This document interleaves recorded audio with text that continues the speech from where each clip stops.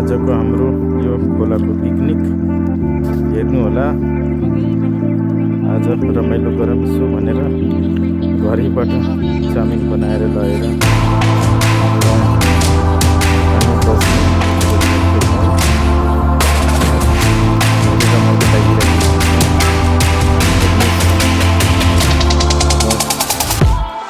सानो सानो खुसी पनि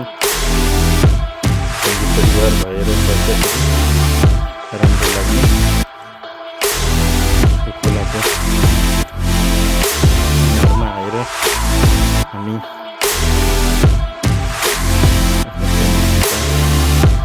माछा मारौँ भनेर आएर बसेर रहेका छौँ। हामीलाई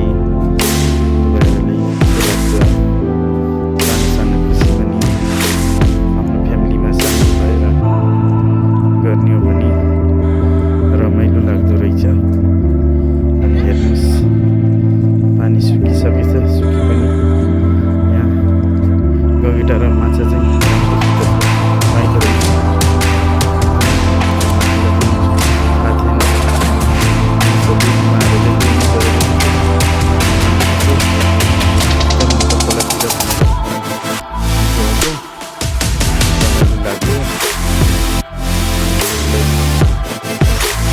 साथ दिनु होला, लाइक सब्सक्राइब गरिदिनु होला।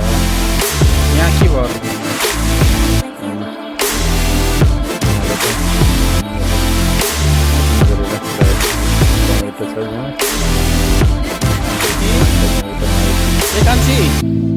भइसक्यो। मेरो कान्छी छोराले यहाँ खाँदैछन् अझै पनि। कान्छी मेरो बुढी मेरो ठुलो छोराले केरा खाँदैछन्।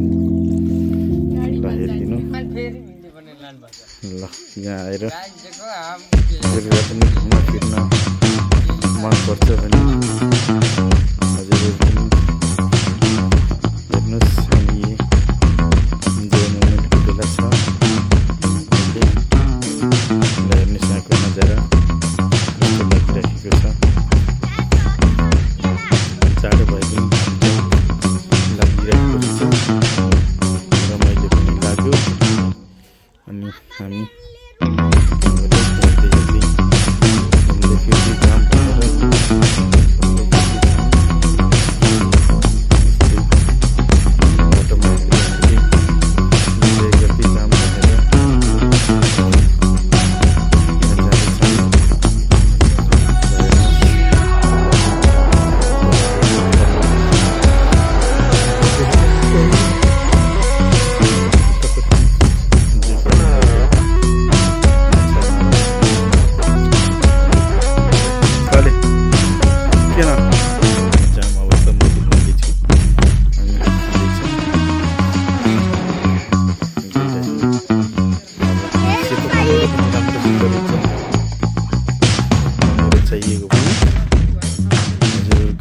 अब घर जाने यो जगह खोला परो यहाँ माथि गएर जङ्गलको साइडमा पाल्पा पर्छ। ल हेर्नुहोस् यो साइडमा पुरै कमेरो, यस्तो राम्रो कमेरो छ। अनि पहाडतिर घर लिप्नको लागि यहाँ राम्रो छ।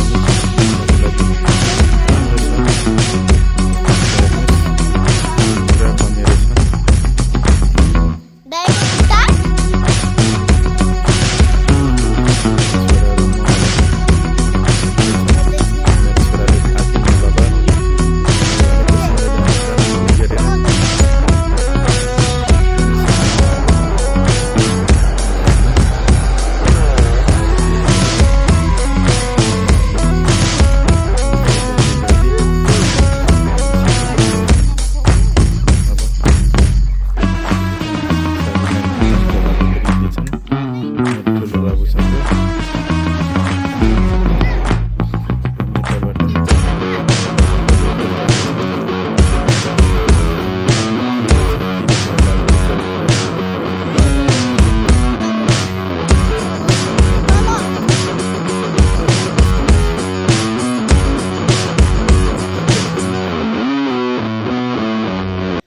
हेर्नुहोस् तपाईहरुले कति राम्रो नजारा छ।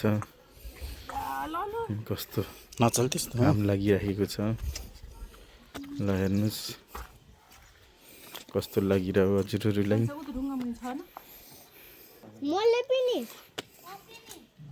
ल हिँड खोलामा जङ्गलमा इन्जोय गर्दै हिँडेको। अहिले हाम्रो फर्किने क्रम भइरहेको छ। अब मेरो छोरा पनि जान्छु अब हिँड्छु भनेर भने अनि हिँड्दैछन्। अब हिँड्दै जाँदाखेरि ल हेर्नुहोस् कस्तो राम्रो छ। यता चाहिँ उता तलतिर फेरि कुहिरो लगाएर केही देखिएको छैन। अनि यता आउँदाखेरि घाम लाग्दाखेरि रमाइलो पनि लाग्यो। नखोल अर्कै सासबाट धुवा उडेछ। आनन्द आउने पहाडतिर आउँदाखेरि रमाइलो पनि लाग्ने। अहिले जति जे भए पनि चाहिँ रमाइलो चाहिँ पहाडै लाग्ने। बाख्रा हो त के को आवाज सुन्ने? हेर्नुहोस् हजुरहरूलाई पनि पक्कै पनि मनपर्छ होला पहाड। हामीलाई पहाडमा हुर्किएर पहाडमा बढेर ठुलो भए पनि पहाडको चाहिँ आनन्दै अलग छ। ल हेर्नुहोस् खोला नाला भिर पखेरामा घुमेर ठुलो भएको मान्छेलाई पहाडै राम्रो लाग्दो रहेछ, जङ्गलै राम्रो लाग्दो रहेछ, हरियाली नै राम्रो लाग्दो रहेछ। ल हेर्नुहोस्